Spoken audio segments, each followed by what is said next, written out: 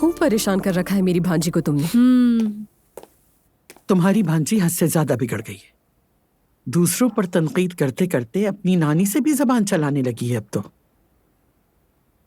हद करती है मॉम आप, कभी कभी तो दरगुजर कर लिया करें। माना कि आपकी पसंदीदा दुआ है। बिल्कुल भी नहीं। आहिस्ता बात करें, सुन ले की जिम्मल। गलत कह रही हूं क्या मैं? हमारी माँ कभी भी मोहब्बत को बराबर तकसीम नहीं कर सकी, और ये बात हम सब जानते हैं अच्छी तरह। इनकी एक ही चहीती होती है, बस उसी को चाहती हैं, और दूसरा चाहे कुछ कितना ही अच्छा कर ले, इनकी नजर में गलत ही होता है।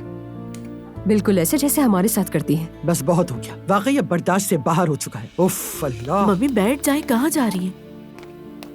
हमारी मॉम सच सुनने की हिम्मत नहीं रखती।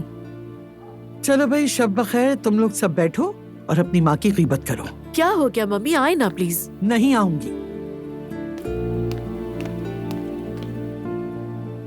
खुश हो गई अब तुम? ऐसा क्या कह दिया मैंने? और तुम भी ये अच्छा नहीं करती, अपने जज्बात का इजहार कर लिया करो। एलिफ, तुम क्यों नहीं समझती कि मम्मी की उम्र का तकाजा है, हमें खामोश होना होगा। अच्छा ठीक है, मान लिया। इस घर की काली भीड़ मैं ही हूं, ठीक है? यही सुनना चाहती थी ना? वैसे भी काम भी ठीक नहीं चल रहा कुछ। क्या मतलब ठीक नहीं चल रहा? हाँ, कुछ हो गया था, छोड़ो बस। तुम तो कह रही थी सब अच्छा चल रहा है, फिर अचानक क्या हो गया? नहीं, ऐसी कोई बात नहीं है, जाने दो। बताओ ना एलिफ, इस पे छुपाने वाली क्या बात है? शायद मैं तुम्हारी कोई मदद कर सकूं। मुझे मदद की जरूरत होगी तो खुद कहूंगी तुमसे, फिक्र मत करो। लगता है तुम्हारा मूड खराब है।